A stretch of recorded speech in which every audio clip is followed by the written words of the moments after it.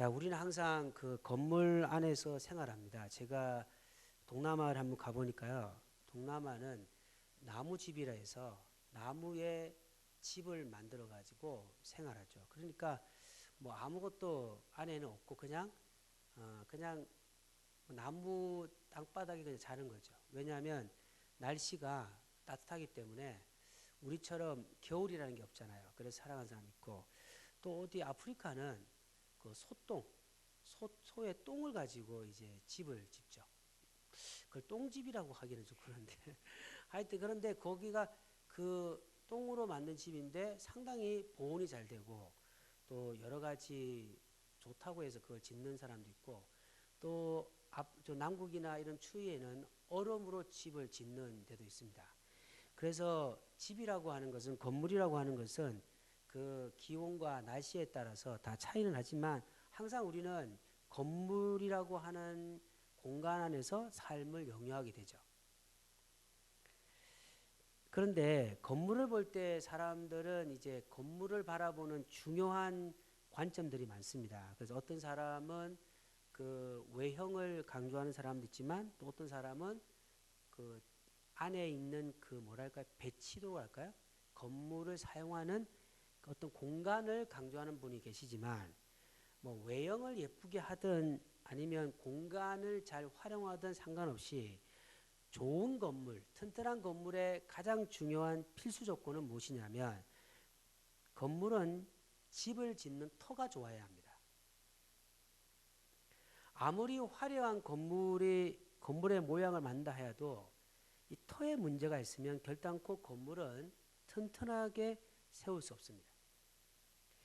여러분, 우리들이 그 살아가는 삶의 그 공간 속에서 사실 우리 한국은 이 100년 역사 가운데서 사실 핍박이라고 하는 것을 실제 지금 여기 있는 계시는 분들은 실제적으로 느끼지 못한 세대거든요. 일제 시대 때 지금은 80 우리 여기 지금 우리 교회 어르신 중에 제일 연세 많으신 분이 80대 이렇게 계시는데 80이면 일제 시대 때도 그냥 일제 살아 계셨는 거예요. 그죠? 그러니까 6.25 때 정도, 6.25 때 정도의 상황이니까 어떤 핍박, 기독교를 믿는다라고 하는 이유 때문에 핍박을 사실 경험하기가 힘든 그런 세대 속에 우리가 살아가다 보니까 우리는 그냥 자연스럽게 우리가 선택을 하면 마음껏 신앙생활을 할 수 있는 영적 분위기가 됐다는 겁니다. 그러나 일제시대 때나 아니면 공산주의가 어느 지역을 점령할 때 6.25 같은 시대에는 예수를 믿는다는 이유 때문에 총살을 당하는 그런 일들이 많았습니다. 그런데 그때는 지금보다 더 믿음의 진실성, 순결성이 더 강했던 이유가 있습니다. 그게 뭐냐면 신앙의 터가 튼튼했기 때문입니다. 우리처럼 프로그램이 많지는 않고 화려함은 없어도 그 당시의 믿음의 사람들은 예수 그리스도를 부인한다는 것은 내 생명이 연장되고 내가 화려한 삶을 살아간다 할지언정 이것은 인생의 실패라고 하는 기본적 신앙의 근거를 가지고 살았기 때문에 아무리 고난과 핍박이 와도 예수 그리스도를 믿는 믿음을 포기하지 않고 살아갔다는 겁니다. 그래서 제가 이번에 코로나19를 보니까요. 저도 사실 이제 우리 만약 인천의 지역이 만약에 뭐 확진자가 계속 생기거나 이렇게 하면 또 교회의 방침, 노예 방침, 교단의 방침 따라서 사실 또 예배를 못 드릴 수 있는 일도 있을 수 있습니다. 그런데 그거는 뭐 우리가 상황에 봐서 맞추지만 제가 생각할 때 그렇거든요. 아, 오늘날 시대에 이 전염병 바이러스 때문에 그 예배를 드리지 못하는 것은 이 지역 사회를 위해서 교회가 해야 될 중요한 섬김의 하나의 노력일 수 있지만 갑작스럽게 이런 생각이 드니 뭐냐면 그 당시에 그 공산주의나 일제시대 때는 총칼의 위협에서도 우리 믿음의 선배들은 신앙생활을 지키고 예배를 지켰다는 거죠. 목사님 이거하고 이거 어떻게 맞습니까? 예, 맞지 않을 수도 있는데 갑자기 제가 생각이 났습니다. 우리가 이 바이러스 때문에 이런 주위의 이웃들을 위해서 조심하고 또 어떨 때는 또 예배를 어느 정도 이렇게 드리지 못할 때도 있지만 우리가 생각할 때는 우리가 너무 예배를 지키는 것에 대한 하나의 그 좀 연약함이 있지 않는가라는 생각도 가지고요. 그러나 지역 사회를 위해서는 또 교회가 해야 될 일은 해야 되죠. 그래서 이게 아주 결정하기가 상당히 어려운 시대에 우리가 살아가고 있다. 그러나 대구 같은 데 있었으면 저도 예배를 드리지 못할 수 있습니다. 왜냐하면 너무 확진자들이 많이 생기니까요. 그래서 인천에는 그런 일 없도록 기도해 주시기 바랍니다. 그래서 우리가 시대가 이제 지나간 갈수록 더 어려워지는데 터의 문제가 상당히 중요하다는 거죠. 그래서 건물을 여러분 우리가 화려하게 만들고 멋있게 만들고 또 아주 신비롭게 만든다 할지언정 그 터가 그 기초가 연약하면 그 건물은 비바람이나 태풍에 쓰러질 수밖에 없다라는 거죠. 그래서 바울은 지금 터의 문제를 이야기하고 그 다음에 신앙의 삶이 무엇인지에 대한 이야기를 하고 있습니다. 자, 우리 한번 10절 읽어보겠습니다. 시작. 오늘 따라 내가 지혜로운 건축자와 같이 터를 닦아두매 다른 이가 그 위에 세우나 그러나 각각 어떻게 그 위에 세울까 봐 조심할지니. 지금 10절에 보시면 그 바울 자신을 뭐라고 말합니까? 지혜로운 건축자와 같이 이렇게 말합니다. 그러니까 지혜로운 건축자는 어떤 사람이라고요? 지혜로운 건축자는요, 터를 닦아 집을 질 수 있도록 만든다라는 거죠. 그러니까 여러분 우리가 지금 바울은 지금 그 어떤 얘기를 하고 있냐면요, 복음 전파를 위해서 그 자신은 그리스도의 복음의 어떤 터를 만든다라고 하는 의미가 담겨 있는데 이걸 우리 삶에 적용한다면 우리는 정말로 지금 우리의 그 신앙을 집이라고 말한다면 나는 지혜로운 건축자인가라고 하는 물음을 하셔야 된다는 거죠. 그러면 여러분들 지혜로운 건축자의 첫 번째 원칙이 뭐라고 말합니까? 터를 잘 닦아야 된다는 거죠. 그러니까 터가 이렇게 부실하면 이 사람은 지혜로운 건축자가 아니라는 거죠. 만약에 여러분들 늪같이 한번 이렇게 딱 빠지면 깊이 들어가는 그 늪 위에 집을 짓는 사람이 있습니까? 만약에 그 사람은 우리를 뭐라고 합니까? 따라서 하겠습니다. 바보. 이 사람이 세계의 건축에 뛰어난 사람이라 할지언정 한번 발을 들이면 계속 밑으로 들어가는 늪 같은 그 위에는 집을 짓지 않죠. 또 예를 들어서 여러분들 바닷가에 모래 위에 집을 짓는 사람이 있습니까? 그 사람은 바보죠. 그래서 지혜로운 사람의 첫 번째는 뭐냐면요, 집을 지을 수 있는데 집을 지어야 된다는 거죠. 누가복음 6장 48절 49절에 보면 우리 한번 찾아보겠습니다. 누가복음 6장 48절에 49절. 한 번은 우리가 이 앞에 PPT를 의존하지 않고 우리의 손으로 넣을 수 있는 기회를 제가 드리는 거니까 너무 당황하지 마시고 앞에 없습니다. 앞에 없어요. 예. 제가 시연에는 안 줬거든요. 그러니까 요거 한번 보십시오. 누가복음 6장 48절 49절 읽어보겠습니다. 자, 한번 누가복음 6장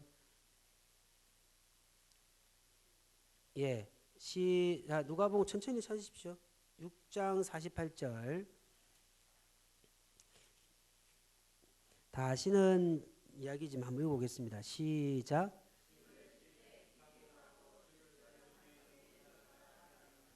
큰 불이나 탕료에 그 집에 부딪히되 잘 지었기 때문에 능히 요동하지 못하게 할 거니 듣고 행하지 아니한 자는 추측 없이 흙 위에 집 지은 사람과 같으니 탕류가 부딪힘에 집이 곧 무너지고 파괴됨이 심하니. 48절 49절에 보면 터에 대한 이야기가 하고 있는데 터가 어떤 겁니까?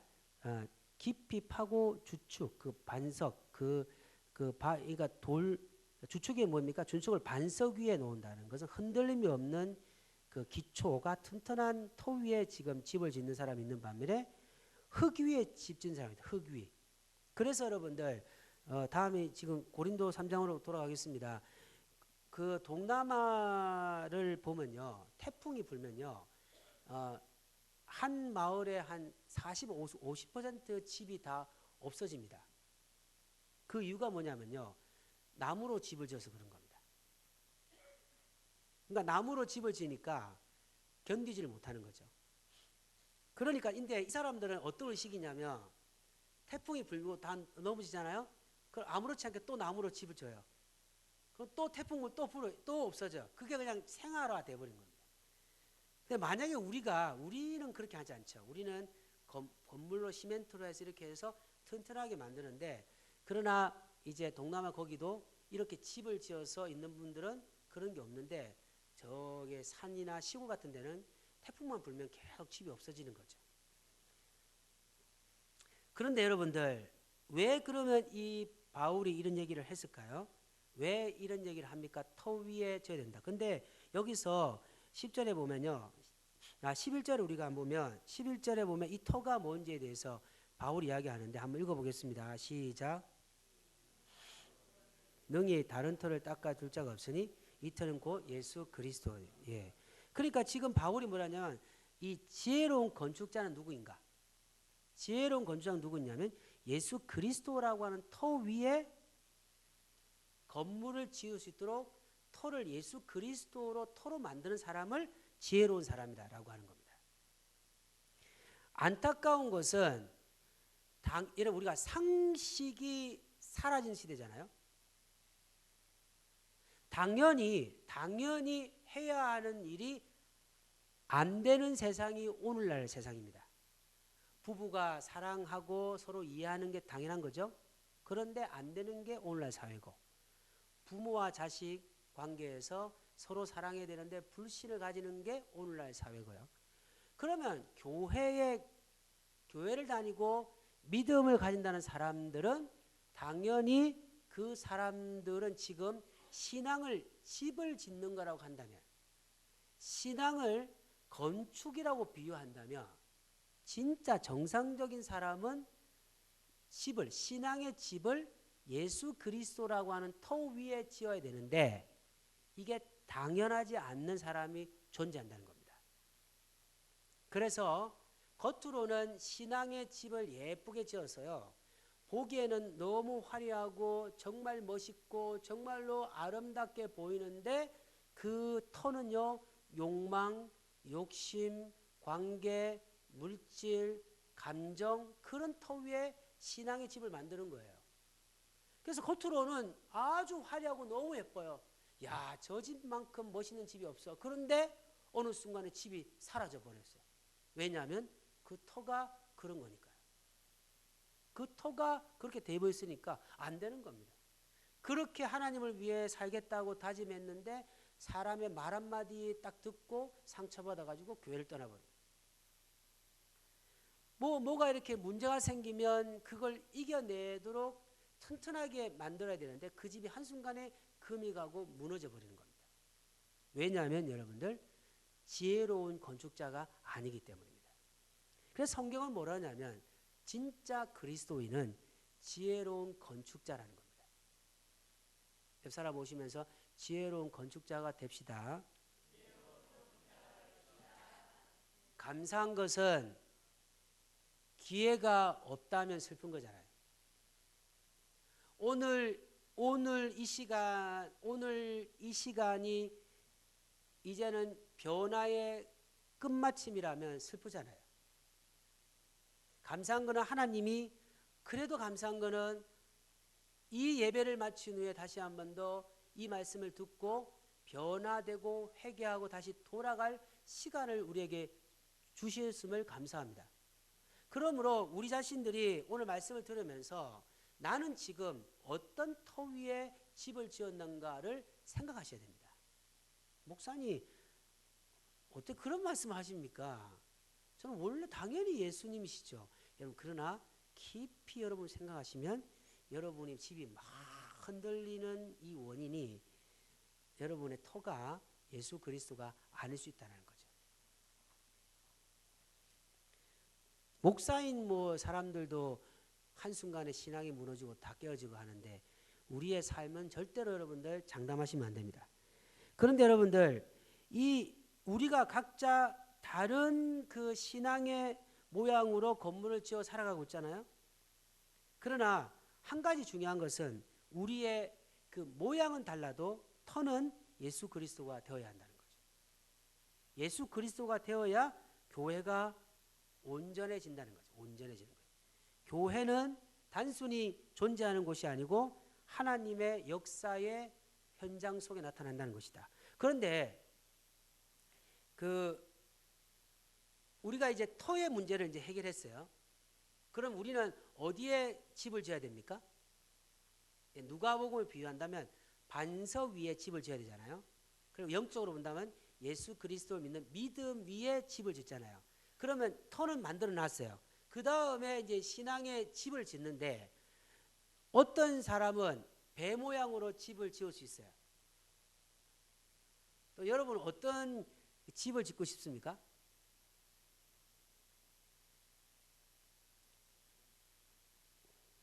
저는 이제 은퇴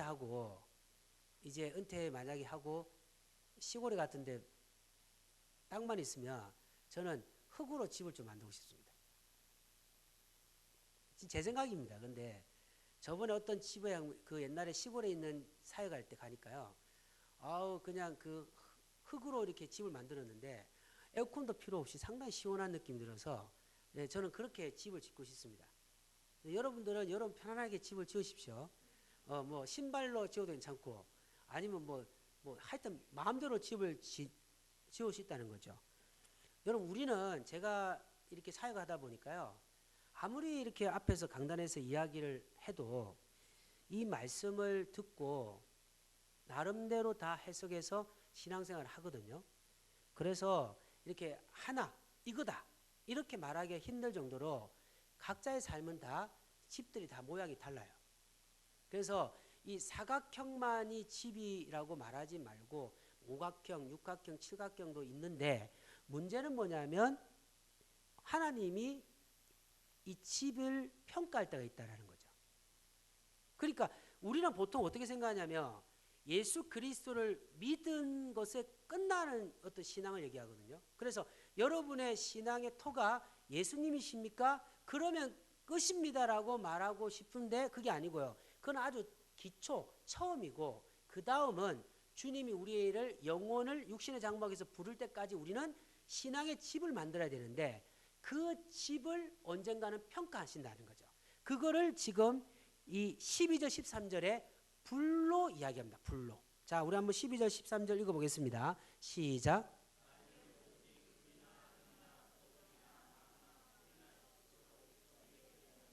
각 사람의 공적을 나타낼 터인데 그날의 공적을 밝히니 이는 불로 나타내고 그 불이 각 사람의 공적이 어떠한 것을 시험할 것이니. 자, 12절 13절에서 가장 중요한 핵심 단어가 눈에 확 들어오시죠? 13절에 각 이런 거 섭섭합니다. 이런 걸 제가 웃기려고 하시는 건데 이런 얘기는 지금 어울리지 않습니다. 12절에 집, 의로 이런 거 있잖아요. 이런 거 아닙니다. 자, 13절에 보면 우리 장로님 말씀 잘 하셨는데 공적이죠. 공적. 그죠? 공적. 공적을 제가 한번 단어를 찾아보니까 인간이 살아가는 삶의 어떤 결과, 일의 결과에 대한 이야기인데 그러나 성경에서는 공적을 믿음의 행위, 믿음의 어떤 결과라고 설명할 수 있는 것이죠. 그런데 여기서 보면 금이나 은이나 보석이나 나무, 참 신기한 거는 금으로 집을 짓는 사람이 있다고 합니다. 은으로 집을 짓는 사람이 있다는 거죠. 보석으로 집을 짓는 사람이 있고 나무로 집을 짓는 사람이 있고 풀로 집으로 집을 짓는 사람이 있다. 그러니까 이 예수님이 지금 마지막에 우리의 신앙의 집을 오실 때 이 집이 사각형인지 나무 집인지 그걸 보는 게 아니고 그 집의 재료를 보신다는 건데 그러면 그걸 영적으로 우리가 어떻게 해석하냐면 믿음은 금 믿음 있고 은 믿음 있고 보석 믿음 있고 풀 믿음 있고 진믿음이 있다는 겁니다.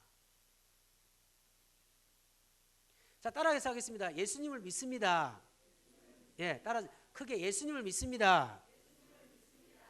옆 사람 보십시오. 지금 예수 믿습니다 할 때 옆에 있는 분의 믿음이 근믿음입니까? 진믿음입니까? 지금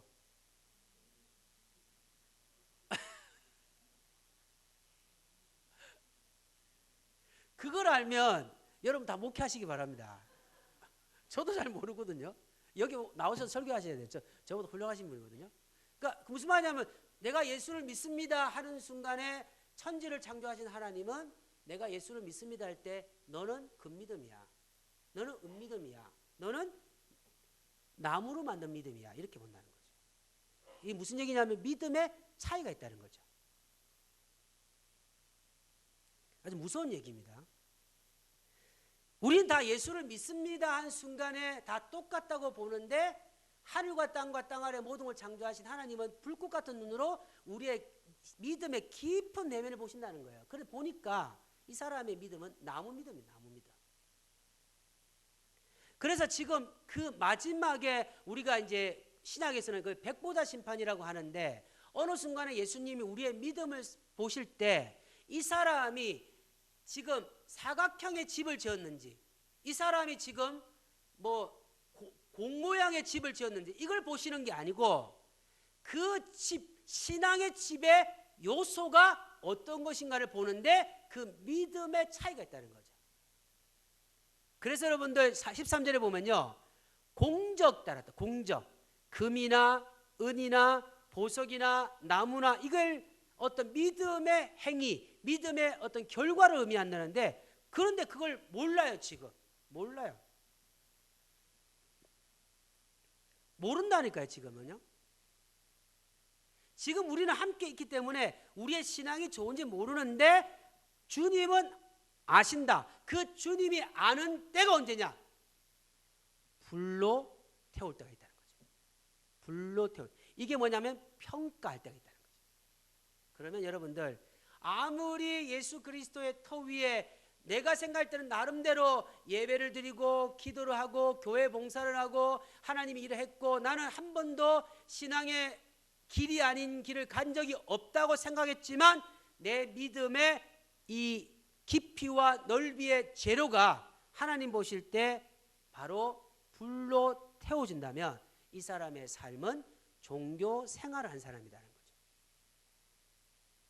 마지막에 여러분 우리가 열심히 달려갔는데 열심히 경기를 했는데 마지막에 결승전에 왔는데 당신은 지금 잘못 길을 들여왔습니다라고 우리가 탈락한다면 우리의 신앙이 얼마나 연약하고 불쌍하고 안타까운 그런 믿음의 삶의 모습을 보이겠습니까?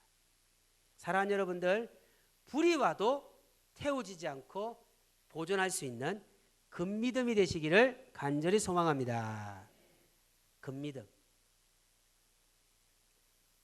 이제 기도하실 때 주여 믿음을 주옵소서 이렇게 기도하지 마시고 주님 나무 믿음에서 근믿음 주옵소서라고 기도하시기 바랍니다. 정말 기도하시는 근믿음 달라고 기도하셔야 됩니다. 저 자신도 마찬가지고요. 그래서 여러분들 우리 자신들이 그 은혜, 그 역사의 현장 속에서 항상 나의 신앙의 삶을 지금도 평가하고 계시다라고 하는 그래서 그 평가 역사의 현장 속에 살아가야 되는데 설교는 여러분 설교는 무엇이냐면 변화에 대한 하나님의 경고의 말씀이고 다시 돌아오라는 하나님의 사랑의 호소의 말씀이라는 걸 기억하시면 좋겠습니다. 그러니까 지금 여러분 삶의 집을 한번 보시기 바랍니다. 지금 보시면 여러분의 지금 집을 어떤 재료로 만들었는지를 보셔야 된다는 거죠. 그래서 뭐 다른 사람에게 이야기할 필요는 없고 혹시 여러분이 집이나 아니면 풀이나 나무로 만들었다고 생각한다면 하루빨리 허물고 금으로 집을 지금부터 지어 나가시기를 간절히 소망합니다. 늦지 않았습니다. 늦지 않았습니다. 할 수 있습니다, 여러분들. 할 수 있습니다.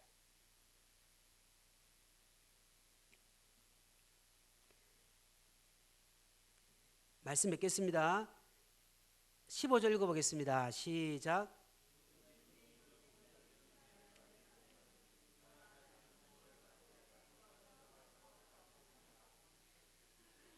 지금 15절에서 보면 자신의 구원받을 때 불 가운데 받은 것 같으니라.